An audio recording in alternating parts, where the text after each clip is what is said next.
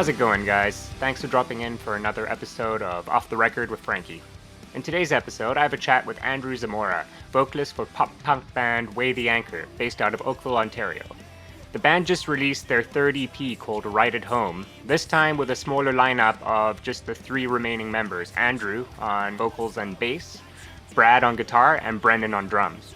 Andrew and I chat about the new EP, what everyone does outside of the band, there's some pretty interesting stuff there, as well as how he got into punk rock as a youngster. I hope you enjoy.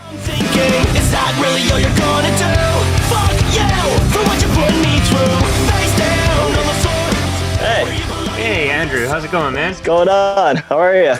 Good, man. Good. You know, yeah, it's been busy, but it's good. That's good, man. Thanks so much for taking the time to talk to me today, man. I really appreciate it. Yeah, no problem, man. Thank you so much for having me on. I always like, talking and meeting new people. Yeah, for sure. Have you been doing interviews like all day or? No. Actually, I'm working on one of our next videos.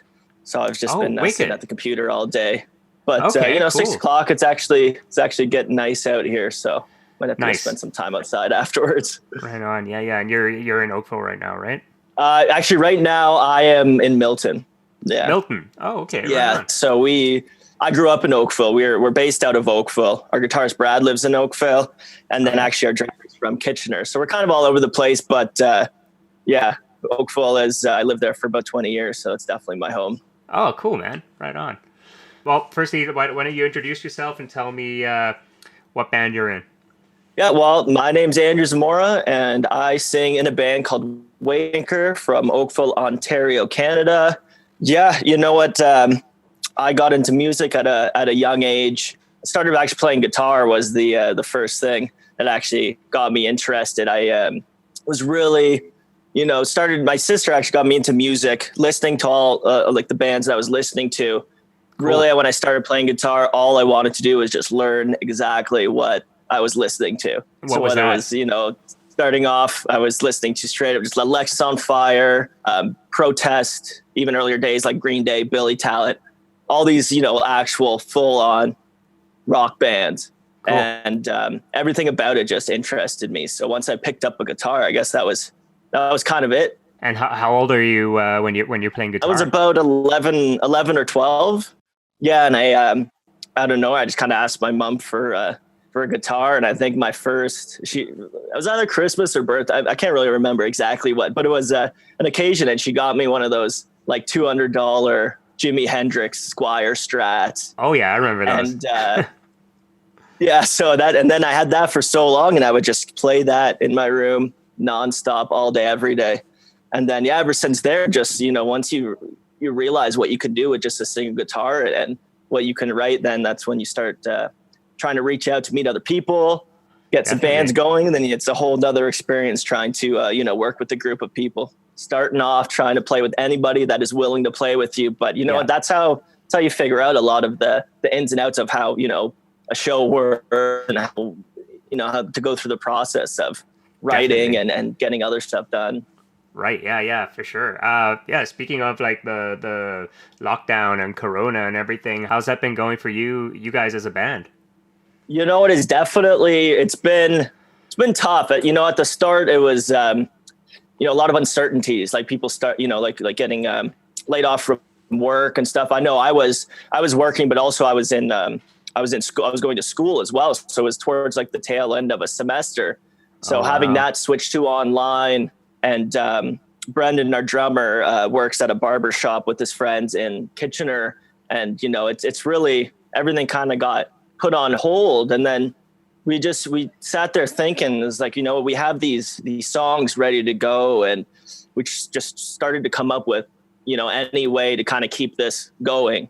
Mm-hmm. And we've really, it's been actually pretty interesting to see what we can do, not being together, and actually all the stuff we can accomplish, and still trying to stay relevant, just trying to keep posts up, trying to keep people engaged for when, hopefully we can get out there and play some shows and kind of feel like this didn't slow us down at all.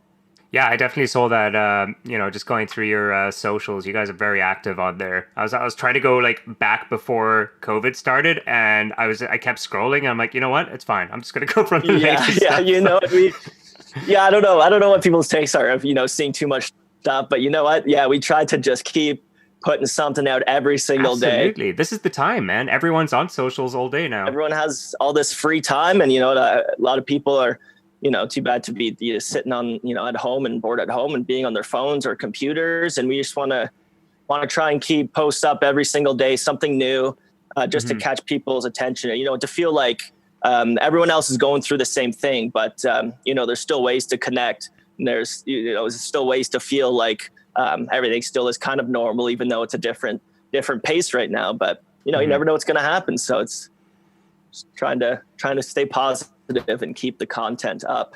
Right. Yeah, man, for sure. What you said you're currently in school. What are you taking? I'm in a graphic design course.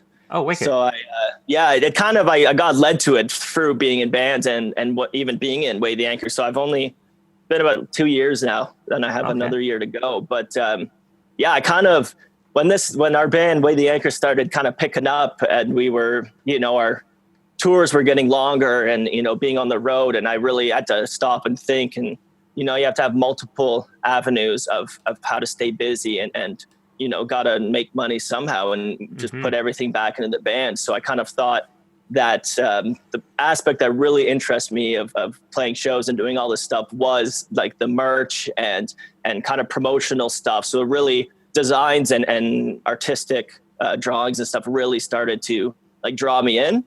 And I thought, what's better if we're on tour for a month and a bit? What's better to have a job where you only need a computer and a internet signal? Exactly. So, yeah, for sure. But then it's also really helped us out too, because I had to try so many new things, do our own designs, really have full control over what we kind of put out there, and like in our merch, even in our videos. I've been doing the last couple of videos, something very, very new to me, but it's very also interesting to kind of go down this avenue and kind of figure stuff out as we go.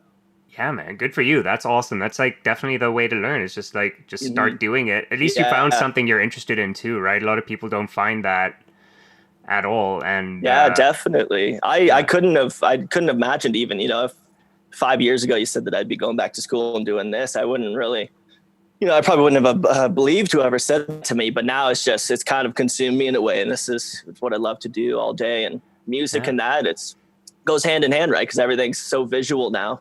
It's not just about listening. It's also about looking and staying, relevant online with all the content, whether it's just random designs or new merch or new videos. Sure. Yeah. Wicked, man. Yeah. I checked out the videos that have been coming out. They're looking pretty cool. So you're definitely like learning a lot and doing a good job, like as you're putting it out too, man. It's funny how like when you have a time frame and when you're forced to do something, how quickly you can actually get something done. So it's kind of nice to have this, fast pace. We have singles coming out every, 2 or 3 weeks. The video has to get done in between that time. We didn't have a lot of time before all this happened to, maybe do the videos that we would have liked to have done if we were all together. But it's definitely been interesting, and it's really been quite an experience, but also I've taken a lot from it. Cool. What about like TV shows? Have you been binge watching anything specific? Oh yeah. I mean, you could probably find me watching Hell's Kitchen on a daily basis. Oh yeah, man. That's just one of the ones that you just throw on throw on after dinner and watch a couple episodes and get sucked into. Definitely. But I don't know. Yeah. Like at the start, I really was watching a lot of Netflix and stuff. I definitely need to have some more series I got to dive into. I've been kind of reluctant to, it takes a lot of time. Some of these series, you got to watch like 1 or 2 or 3 episodes even to kind of really get into it, know the characters. But definitely before, like the new Ozark season, if you ever seen that on Netflix. What's another one? I don't know. There's been a bunch, but it's there's so much stuff on there. Like having it's so hard between to go having we have Disney, and then we have Prime, and then we also have Netflix, and it's just impossible to ever decide what to watch. So I tend to flip through a lot of shows. Absolutely. Yeah, I'm like in a constant battle. I'm like living with my girlfriend now. That's like been a development over COVID, which has been great. I love it. But we are so bad at watching shows. Like I feel like we have 10 shows on the go right now, and it's hard to keep track of what we're watching. And then some nights it's this, and some nights it's that. So Yeah, it's so overwhelming. I know exactly that feeling, because there's also, 'cause there's also shows that I've watched, like a while ago that I was so into, but then just kind of falls off your to-do list when other stuff comes on your radar. But then it's just, you're sitting halfway through a season, forget what's going on, but you don't want to watch the whole season over again. Right. There's so much other stuff to watch, no. Yeah, definitely. Yeah. You guys are pretty big into movies, and that you talk to each other in movie quotes a lot of the time. What kind of movies are we talking here? Well, we could probably quote like every single Family Guy episode. That seems to be the top of our quotes. Beauty. But do definitely, what? No, I'm terrible at impersonating. I wish I was, because I have some friends that are so good, and I can just listen to people impersonating voices all day. Yeah. But and I think a lot of the ones we do, it's like a lot of the Seth Rogen movies, like the classic Superbad and stuff like that. That just when we watched when we were younger, and these movies just, they stick with you, and they get funnier every time you see them. Yeah, stuff with absolutely. Like the classic Will Ferrell movies and Adam Sandler movies. Like I tend to stick to a lot of Happy Gilmore quotes. That's one of my go-tos. Yeah, Sandler movies are just pure gold. Like I know he's been getting a lot of shit lately for the movies he's been putting out recently. But I don't know. I still watch those movies, and I'm like, it's an Adam Sandler movie. Like what do you want? Some of them are they're just classic. And when he was younger, but I mean, some of them, I still love a bunch of the ones that he puts out, especially the ones that he produces. Like, I don't know if you've seen that new one with Davis Spade, and it's called The Wrong Missy. The Wrong Missy. I was dying. It was a really fun. I thought it was a really funny movie. It was a cool concept, and the people in it are just hilarious. Yeah, I wish I can't remember the actress's name, but that was my first time seeing her in a role like that. She's normally like kind of like a bit of a shy, awkward character. Yeah, she's so like raunchy. Lately she's done a couple stuff lately. Like she was in the Between Two Ferns movie. Have you ever seen that one with Zach Galifianakis? The show, they made a kind of a movie in it. Right. Yeah, that's really funny. That guy cracks me up. But yeah, she's kind of just like does little side stuff. And then I think she was on, was she on either SNL or one of those kind of skit shows, kind of like that. Shows. But yeah, no, I was dying at that one. She was really funny in it. Yeah, man, she's hilarious. Are you doing band meetings over Zoom? Like Zoom seems to have taken over everything now. Yeah, we tend to. Well, we have our chats that on like on Facebook and stuff that we talk to each other every single day. Either that or it's a video call. We've done a couple Zoom, not too much Zoom stuff because we just tend to on our phone and throw up a Facebook video call. Mm-hmm. Just whenever something comes to mind. But it's been a lot of. We're starting to even now. I know our not all of our new songs are out right now, but the ideas are still flowing for some new songs. We've been even cracking down and writing some new stuff, and so it's a lot of voice notes back and forth. Definitely talking every day, but yeah. What's that process like right now? Just kind of like writing songs from afar. It's not too bad because even this EP that we've are releasing or in the midst of releasing, it always starts off with either one riff or one chord progression, and even then we would send a voice note, right? If you come up with something that just interests you and really like intrigues you right away, we send it to each other and mm-hmm. ask what we think of it and go on from there. And then, when we would practice or actually go into start doing our demos, then we bring all our ideas together and start morphing stuff out. So it's been tough because, you want to be able to just start and go full throttle right away, get together, start doing the demos, start recording, get all our stuff set up. But so it's a little slower, but it's definitely, it's still trying to keep up the writing process and, mm-hmm. Keep the new ideas fresh for when we are able to take them to the next level. Yeah. Have you seen any of the guys like in person? Yeah, we have hung out outside a couple times now. We actually, the place I'm staying at right now, we actually have quite a bit of land. So what we did is still practicing our social distancing. We went outside and we just did a couple like phone videos and stuff. And I'm going to incorporate them into this new the video for the song that we're actually releasing tomorrow. Clandestine. Okay. The video will be coming out shortly after next week. But so we've definitely within the past week or so we've slowly been seeing each other, but still just kind of a reconnecting kind of way to see each other, and because we miss each other, but hopefully soon we can actually get in the same room and be close enough to start actually getting some stuff done and jamming and whatever. Right on. Yeah. What? So you mentioned that was it Brendan is the barber? Yeah, Brendan, our drummer. Yeah. Is actually just started as well. He's been working at the barbershop. Some of our good friends opened up a shop in Kitchener not that long ago.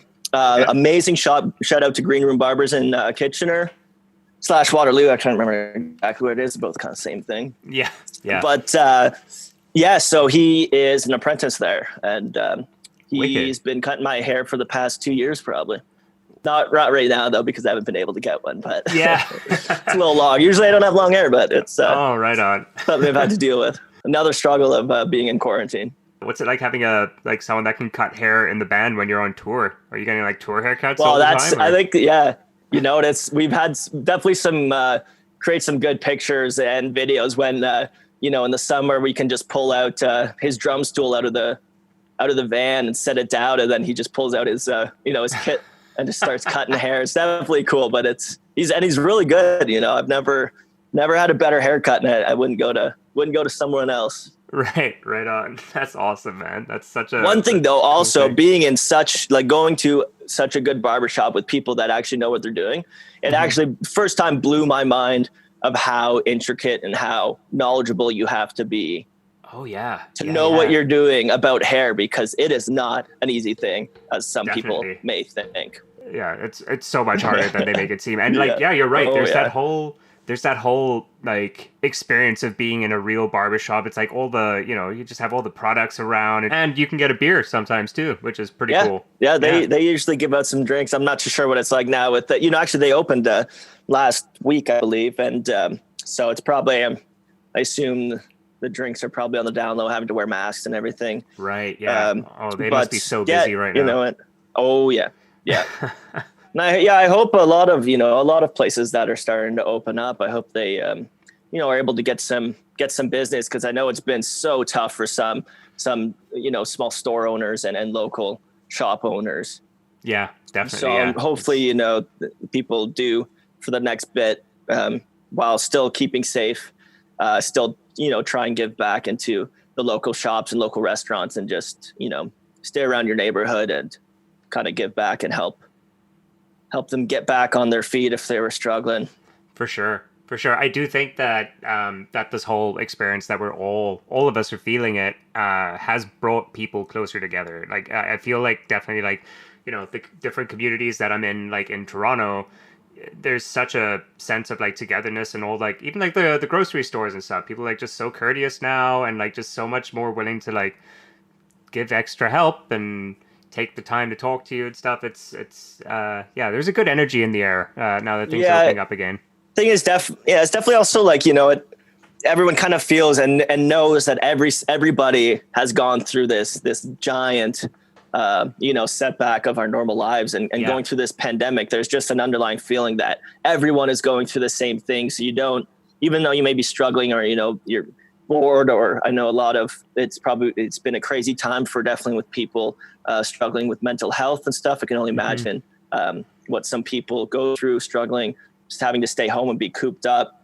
But the underlying feeling of just everyone is going through this, and we're just trying to make it safe again and get back to what our normal lives, so to say, were before. Yeah. How long do you think it's going to be until you guys can do shows again? Oh, I don't know. I've talked to a couple people I know that are heavily involved with, that are tour managers and involved with, taking people out on the road. Some with some very large groups, some with smaller groups, but it's hard to say. Like I'm hearing that, for bigger concerts, it's definitely going to be well into 2021. Yeah. It's just the large groups that are tough. It hurts to say, but it's kind of, you can't really, it's hard to see something like that being,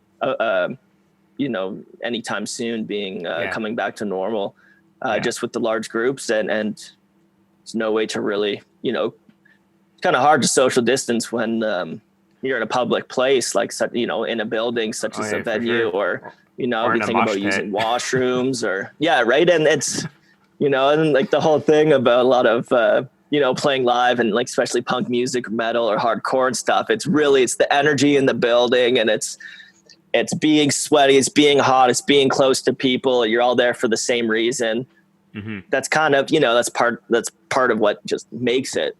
Yeah. And, but and it's, what can we do? You just got to keep trying to find new ways to get that kind of fill of, that experience that we are missing so much. Well, let's talk about the upcoming EP, Right at Home, coming out 10th of July, correct? Yeah, in July, yeah. I've listened to it, and man, I loved it. So great. Thank you. Did you guys go through anything different in the making of this one? Yeah, writing these batch of songs definitely was a different writing style, and we kind of approached it very differently. Mm-hmm. So, after going through some, a lot of changes in our band with lineups and members and stuff, we really wanted to showcase what we have in the new, us three being in the band. We really wanted to show that what we can accomplish, just the three of us. So we tried to get it as fast as we could to start recording these songs. We recorded with Sam Guyana in Toronto. Amazing guy to work with. Some of the best music is coming out of his studio from his hands. And so we actually booked the time in the studio before we even had these songs really written. We had a couple ideas. So we pretty much wrote this EP in about a month and a half. Okay. We had ideas, and when we literally did everything, all three of us together, we really had we really wanted to accomplish that there was not one part in any of these songs that one of us has a second guess about. But we also wanted to make it feel really natural. So we did starting with the riff, being on our own. We'd come together, just start going off this riff until we had something, and just keep on going. All three of us, all putting in input, never being shy or afraid to put an input. If people were into one part, really like that part, that means boop, part's gone. We all have to be into it. And we really try to just write from the spur of the moment and capture exactly where we were in our point of lives. So a lot of the lyrics and instrumental stuff, it's from a kind of a transitioning part of all our lives that we wanted to capture in these songs. So we're really proud about how they came out, and definitely a really good writing experience. And we're going to try to keep that momentum and kind of base our songs and our future recordings off of real life, to the heart, what we're going through, kind of give people an insight into our lives and our lives as individual people as well. Right. So now that you guys are down to the three are currently in the band, do you think it's like changed the sound of the band at all? I think it definitely has changed sound. This is some of the, these songs are some of the best music I feel I've ever written. Mm-hmm. And it definitely comes with being with them too, right? They know how to bring out the best in me and vice versa. So it really, I love working with them. And it's been a different process, but we really, really want to keep this going on forward. For sure. When do you think we could expect a full-length album to come out? Well, hopefully soon. I mean, since we're already starting to write some new stuff, we definitely want to just keep on new music. We don't want to be a band that releases stuff every 2 years. Mm-hmm. I know our previous stuff's been cut out, but we kind of just really, from this point on, we want to keep putting out new music, keep showcasing how, even if our sound constantly is changing, everyone's lives change too. And what we write and what really sticks with us is going to affect our music. And that's just the way it is with a lot of artists and a lot of bands. So I'm hoping to, I'm not too stressed about like forcing and putting out a full length. I like the idea of having a smaller little EP and then having to put those out a little more frequent than have, have a full length and kind of capture more of our changing lifestyles. Mm-hmm. And also the one thing, it's not an easy thing to get in the studio. It's not, it's a pretty penny these days to get some stuff down, especially for the quality and kind of, what we want to achieve out of it. So I've had a chance to listen to the new EP, and I definitely felt that one song out of the four in there is super. It's like very different to the others in terms of like being heavier. It's a lot of an angrier song. It feels like Discourse. Yeah, that's I really, really am very happy how that came out. I like that one a lot. That was that definitely, the lyrics and that song was something that really, really took me coming up with that stuff. It was definitely something that's really, really personal to me and very, I put no filters or anything, just straight up what some of the hardships that I was going through and put it into that song. And it was really cool because I haven't really done something vocally like that in my past. Mm-hmm. So I really pushed boundaries and tried to capture all the emotion that went in to actually writing those lyrics. And even as a band, we haven't really done a song like that. So definitely I'm really excited how that came out. And I that's probably my favorite one to release. I can't wait till it's out. Cool. And is that one coming out once the entire thing's out? Is that on? Yeah, that one will be out on July 10th. Yeah. Okay. Yeah. So this one actually gives some insight that it's not the typical way the Anchor song. That's very, upbeat and loud. We tend to be loud, and kind of the thing we want to accomplish is be very in your face. But this one is, we tried to keep it kind of as simple as it was, and just focus on the actual lyrics and melody of it. And then the ending, just having an impact and really, it's tough to talk about it once no one's heard before, but they'll know the emotion behind it. But definitely, the emotion we captured in it, that was exactly how I wanted it to turn out. And if not, it turned out better than I could have ever expected. That's great. Something simple sometimes is the way to go. Doesn't always have to be so complex. Because of that, like you said, the lyrics just can shine through and kind of like hit you a bit harder, because that's you have less stuff to like distract you from the guts of the song. Yeah, and we really wanted to have a song that just showed our musicianship. Like we love just sitting down, playing guitar and singing some songs, whether it's not our songs, different genres. But a lot of times, if you have these kind of picture perfect recordings where they're exactly, they're all perfect to the beat. And we really just wanted to show that if you give us a couple of guitars and this is what we can do, and really kind of change the pace of our, what people can expect in the future. Now, you guys have been together for a few years now, since 2016. That's when the Way the Anchor. Yeah, it's definitely when we started first forming stuff. How long have you known each other as people?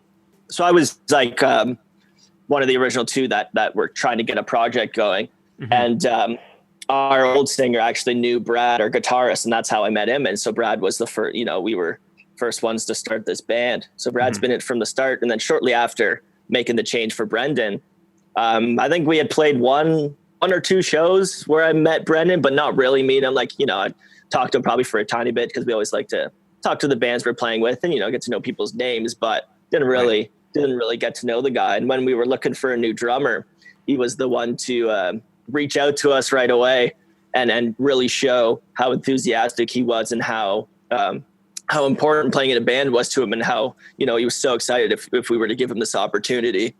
And I think we had one practice, and I was like, yeah, this is the guy. Oh, that's great. Yeah. So it's ever since then, it's kind of, like Lily Music brought us together, and it's kept us together, and we're all on the same page, and we all are, have the same goals, and that's just what stuck us together. And they've become, two of my best friends that'll always cherish for life. Yeah, that's great, man. And would you ordinarily all be in separate towns? Yeah, like we actually all live in separate towns now, but the thing is, we would practice like 1 or 2 times a week. So we would always get together in Kitchener, where we practice, because it's where we keep our van and all our gears there. Yeah, yeah. So normally we're apart, but it's really not that far, right? Like it takes me less than about half an hour to get to either of their houses. And yeah, for sure. For sure. With the car these days, it's not a lot of time. Yeah. Before Way the Anchor, you mentioned that you'd been in other bands. How many bands have you been in, would you say, if you like, even if we're counting like the bad ones we want to forget? Yeah. Oh, I can't forget them though, because that's what makes you. Yeah, exactly. I don't know.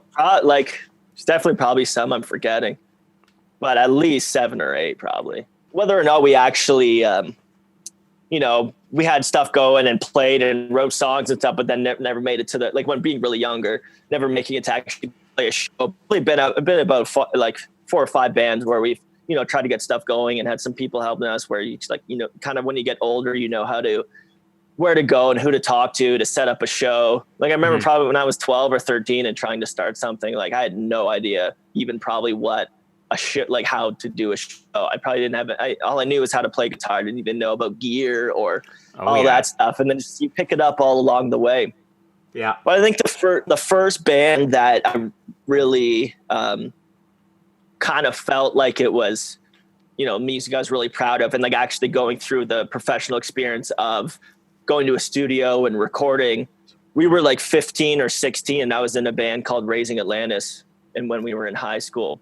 Okay. And still some of the music that I was playing guitar and doing backup in that band.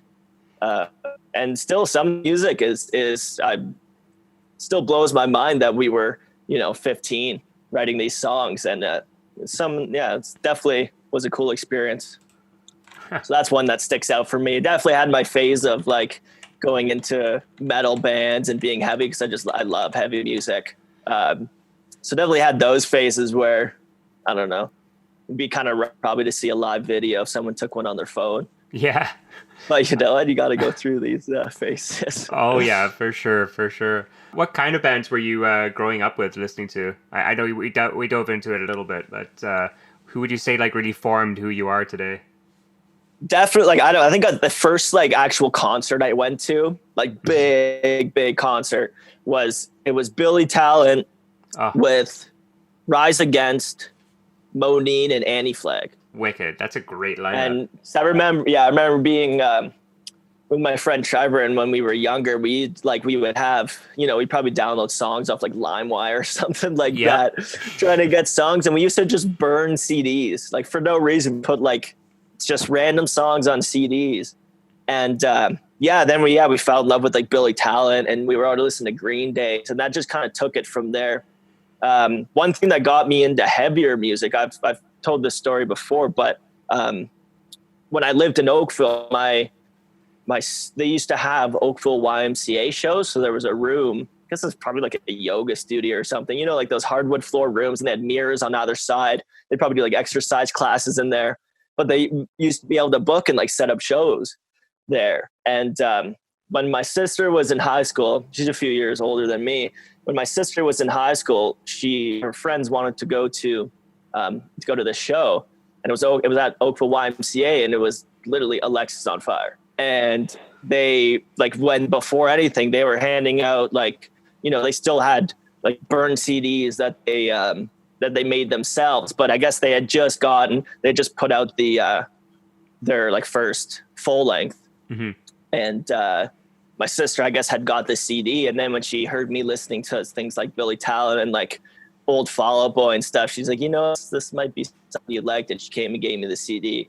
And then that was just kind of my entryway into, the aggressive and more emotional, screaming and harder stuff like that. So Alexa on Fire definitely just like put me into that realm of hardcore and metalcore. And I have all older siblings. I have 2 older brothers and an older sister. So my kind of thing was just digging through all the CDs that they had. Yeah. So definitely my brothers had like a bunch of, they used to always get the big shiny tune mixes from Much, and they'd have just the mix of all the different genres. Right. So, you get the classics, like the classic or Blink-182 songs on there, all of them. So it's just kind of digging through, and I guess, some stuff I liked, some stuff I didn't, and it just kind of propelled me into the genre of just really just live music, all genres. Like I love being a music lover that is not stuck to one genre. Probably comes from playing an instrument too as well. Right. But man. Yeah, for sure. Like just respecting musicianship in general, just being like, that's not like necessarily how I play or what I play, but I can really tell you know what you're doing over there, and that sounds awesome. Yeah. Yeah. Yeah, well, like talking about music now, like what's like the coolest new band that you've found, or artists in general that you found during quarantine? During quarantine? I don't that's tough. I don't know. I'm waiting for a lot of bands to drop some new stuff. Right. See, I find myself doing that. But yeah, I don't know. I'd have to go through and look. I'd go through Spotify and look, because that's the one thing. Like, yeah, you find these new songs, or like you follow a playlist or download a playlist, and song pops on, and you're like really digging the song. But if it's hard to sometimes remember and catch. Oh yeah, I know exactly what you mean. Especially if you don't hit like, and then it's the next week you fucked up. Yeah, that song's gone. You never find the song again, even though it's like it could be a huge banger. Right. Yeah. Well, okay. Well, then tell me, what albums are you looking forward to? Definitely Knuckle Puck album for sure. The first couple singles they've put out are exactly what I would hope for as a band. You never know if bands change their style these days. Right. But yeah, no, I'm stoked for them. A lot of stuff coming up this next year. Like, I can't wait to hear the new Bearings album that they have. I think they're done recording it now. Mm-hmm. Even today, like Pacific released a new song. I still have to check that out. Stan Atlantic's putting out a new album. Right. So there's definitely a lot of stuff going on, and it's sometimes it's hard to keep up, but oh, for sure. Never a shortage of music, which is like exactly what everyone needs. What's a genre that people would be shocked to find out that you're actually really into? I don't know. It's definitely some country songs that'll stick with me. Oh yeah? Yeah, I've been to my fair share of country concerts. Actually, probably my favorite artist right now that I've been listening to, or not, I wouldn't say favorite artist, but a couple people I've been listening to. I've been jamming some new like Dua Lipa songs. Okay. I don't know. She got a cool vibe going on with some of her songs. Have some cool swing lately that I've been hearing. What's that one girl's name? Country singer. I listened to a lot of Howard Stern. Okay. And he used to have like some of the best interviews with musicians and have them play live, and some of the best sounds. And she was on it at Maren Morris. That's what it is. Oh, okay. Oh, that he has a really cool voice. Yeah. Man, it's maybe not so much that it's country. It's just when someone's voice themselves sticks with you, like, oh, for sure. They just have like a tone or just the way they do their little riffs or runs that just really, you're like, oh, just hits you. And I really do enjoy the style of her voice. Yeah. Tell me what the last song that you listened to was. All right, let's see. Recently played Belmont Deadweight. Getting me fired up. Definitely was getting me fired up this morning. Doing some cleaning around. Blast it. Yeah, that'll get it gets the blood flowing. That'll get you going and make you clean a little bit faster. Yeah, for sure. Okay, and then lastly, who is right now the most underrated band or artist in your opinion? Underrated. I don't know. That's tough because there's a lot of bands that just that are just skyrocketing right now, that really are getting some traction, like Youth Fountain and our boys in Calling All Captains. But it's hard to call them underrated because they're amazing, and they're definitely doing and getting the traction that they deserve. Cool. So I really want Canadian band to keep on going and just try and get this Canadian scene at its fullest potential. Yeah. Keep music alive, local music alive, keep people starting their own bands, keep venues alive.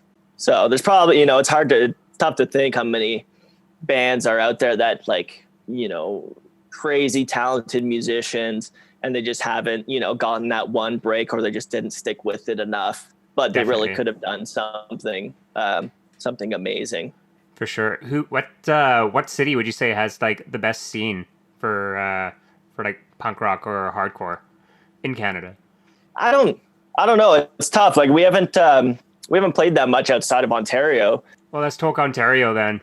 Some of the best places we've played in Ontario has been like, Hamilton's always a good time. It all depends on the venue and stuff like that.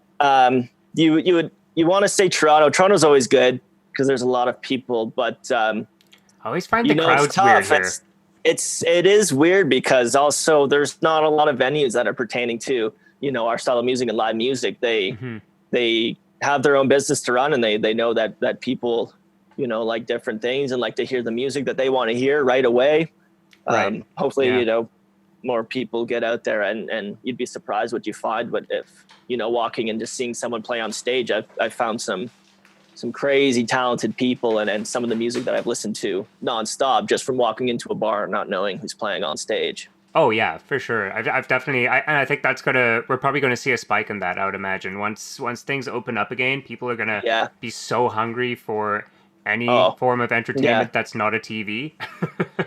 Yeah, like you probably catch me at every show for like 2 weeks straight. Just definitely, yeah. Any venue and any live music, because there's just a different feeling that watching someone make those sounds. It's a different feeling that just builds inside you. Definitely, yeah, for sure, man. Well, Andrew, that's it from me, man. Thanks for taking the time. I know you gave me a bit more than was allotted, so I appreciate that a lot. That's all right. No, thank you so much, man. It was a great time talking to you. And hopefully once this is all over, we can play some shows and get you out, and we'll have a good time, have some drinks or something. Yeah, definitely. We'll have a beer. Thanks so much. All right. Cheers. Cheers, man. Bye.